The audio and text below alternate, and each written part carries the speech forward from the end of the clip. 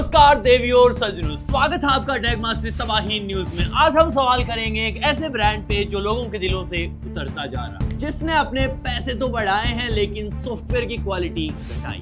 तो ये रहा अगला सवाल आपसे, क्या आप एक OnePlus फैन हो? क्या आपने भी 11T का वेट किया और निराशा हाथ लगी? और क्या आप भी उम्मीद में हो कि OnePlus 12T आएगा? और क्या आप भी अगले फ्लैगशिप किलर का उम्मीदवार ढूंढ रहे हो? तो खुश हो जाओ क्योंकि हम ले आए हैं उम्मीदवार 12T कहलाने का। हाँ, इसके ऊपर Ace 3 Pro लिखा है क्योंकि हमने इसको डायरेक्टली चाइना के रास्ते से इंपोर्ट करवाया है, लेकिन ग्लोबली ये जब भी लॉन्च होगा तो 12T या फिर 13R के नाम से लॉन्च होगा। तो उससे पहले कि इसकी सारी चीजें खोल के मैं आपके सामने रख दूं, सब्सक्राइब करके बेल आइकन को प्रेस कर लो क्योंकि उसके बाद मेरे कलेजे को ठंडक पड़ जाएगी और ज्यादा अच्छा रिव्यू हो जाएगा। सबसे पहले जो नई नवेली चीज है वो है इसका डिजाइन। अब आप बोलोगे इसमें नया क्या है? भाई नया नहीं होने के बावजूद भी नया है। अभी मेरे पास ये है OnePlus 12। अब इसके कंपेयर में जब आप इसको देखोगे तो जो इनकी कैमरा फ्रेम है वो मोल्ड होके इसकी फ्रेम को टच कर जाती है और ये उभरा हुआ दिखता है, लेकिन इस बार वाला ऐसा बिल्कुल भी नहीं है। ये लगेगा बिल्कुल वैसा ही, लेकिन ये सिर्फ लाइन है, ये बिल्कुल भी बैक ग्लास से उठा हुआ नहीं है और ये कैमरा रिंग जो है वो अब फ्रेम से अलग हो चुकी है। हमारे पास ये प्योरली ग्लास बैक के साथ है, लेकिन ये सिरेमिक और वीगन लेदर के साथ भी आता है।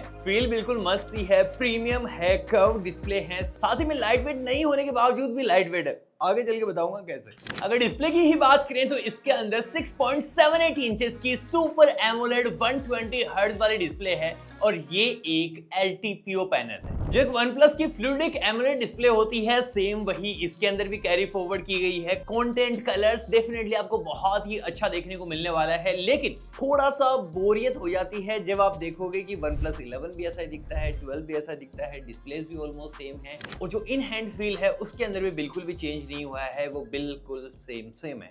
बाकी यूजफुल सारे फीचर्स हैं इसके अंदर। IR ब्लास्टर है, OnePlus का आइकॉनिक अलर्ट स्लाइडर भी है जिसके अंदर आप साइलेंट, रिंग मोड या फिर नॉर्मल मोड में कर सकते हो। और जो इसके हैप्टिक्स हैं वो एक नॉर्मल फोन के बजाय काफी स्ट्रॉन्ग हैं, जो आपको बहुत अच्छा फीडबैक देंगे और इंक्लूड करके काफी अच्छा एक्सपीरियंस मिलने वाला है। और क्योंकि ये हमारे पास एक चाइनीज वेरिएंट है, इसलिए इसके अंदर वो सब कुछ मिलता है जो कचरा हमने इंडिया से बहुत पहले साफ किया था, जैसे यूसी ब्राउजर, टिकटॉक भरा हुआ है। नेक्स्ट हम बात करते हैं कैमरास की। इसके अंदर ट्रिपल रियर कैमरा सेटअप है with 50 megapixel primary sensor Soni IMX890, साथ ही में 8 मेगापिक्सल का अल्ट्रा वाइड और 2 मेगापिक्सल का मैक्रो सेंसर। 2024 के टाइम पे प्रीमियम मिड रेंज में 2 मेगापिक्सल का कैमरा देने के लिए OnePlus को दिल से गालियां बंद कर दो भाई ये सब, क्योंकि जिस प्राइस रेंज में आप ला रहे हो वहां पे ये सब सूट नहीं करता। हमने इसके मेन और अल्ट्रा वाइड से बहुत सारी पिक्चर्स क्लिक करी हैं। जिस प्राइस रेंज में आएगा उस हिसाब से डेफिनेटली काफी अच्छी पिक्चर्स विद डिटेल और 16 मेगापिक्सल का सेल्फी सेंसर है। और OnePlus के अंदर बेकार कैमरा मिले ऐसा बहुत कम ही होता है, लेकिन जब तक ये इंडिया में आएगा तब तक इसके अंदर बहुत सारी पोस्ट प्रोसेसिंग और एल्गोरिथम ऐड हो चुके होंगे इंडिया के हिसाब से। और ये है इसका 4K 60 FPS बैक से काफी स्मूथनेस ऐड कर रखी है इसने।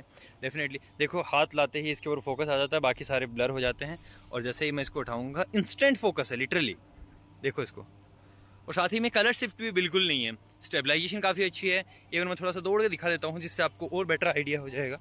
लेकिन डिसअपॉइंटमेंट है इसके फ्रंट से।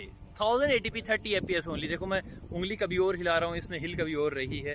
60 FPS 1080p में भी नहीं है, ये बहुत बेकार चीज़ है। और भाई स्नैपड्रैगन 8 जनरेशन 3 के साथ ये चीज़ नहीं मिल रही है, बहुत ही गलत है। किसी चीज़ का बहाना दे ही नहीं सकती इसमें कंपनी।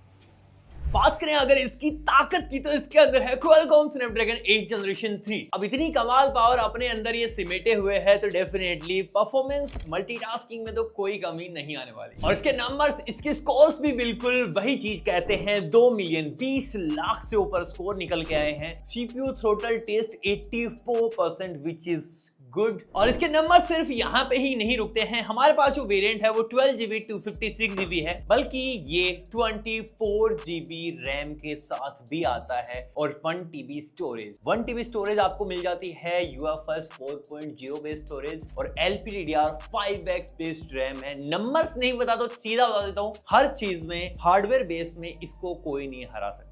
इवन जब आप इसमें हाई एंड गेम्स भी खेल रहे हो जैसे एस्फॉल्ट 9, BGMI, तो ये एकदम हाई एंड सेटिंग्स पे आपको रन करवा देगा 90 FPS पे, कोई प्रॉब्लम नहीं है। जेंसन इम्पैक्ट के साथ इन्होंने स्पेशल कोलैब करा है, तो रिजल्टेंट आपको जो फ्रेम मिलते हैं वो 120 FPS तक मिल जाता है। तो इसकी परफॉर्मेंस का तो लेवल डेफिनेटली अलग ही है। और जो OnePlus की स्ट्रेटेजी रही है कि भाई प्राइस भले ही बढ़ जाए, जो ओवर द पीरियड बढ़ती हुई दिखी है, लेकिन हार्डवेयर के साथ इन्होंने कभी कोई कॉम्प्रोमाइज नहीं करा, सॉफ्टवेयर का भट्टा बैठा दिया, which is a different thing. और सबसे तगड़ी चीज जो इसके अंदर लगी है वो है इसका बैटरी डिपार्टमेंट। इसके अंदर है 6100 यानी 6100 mAh की बैटरी। इसलिए मैंने स्टार्टिंग में कहा था कि ये भारी होके भी बिल्कुल भी भारी नहीं है भाई, इस लेवल की इंजीनियरिंग करी है। और मुझे लगता है कि ये धीरे धीरे स्टैंडर्ड बनने वाला है नेक्स्ट ईयर में, क्योंकि 5500 mAh तक हमने देख लिया है जो अगले साल फ्लैगशिप्स में आएगा, और ये मिड रेंज और अपर मिड रेंज में 6000 या 6500 mAh की बैटरी मिलने वाली है। और इस मैसिव बैटरी को चार्ज करने के लिए इसके बॉक्स में आता है 100 वोल्ट की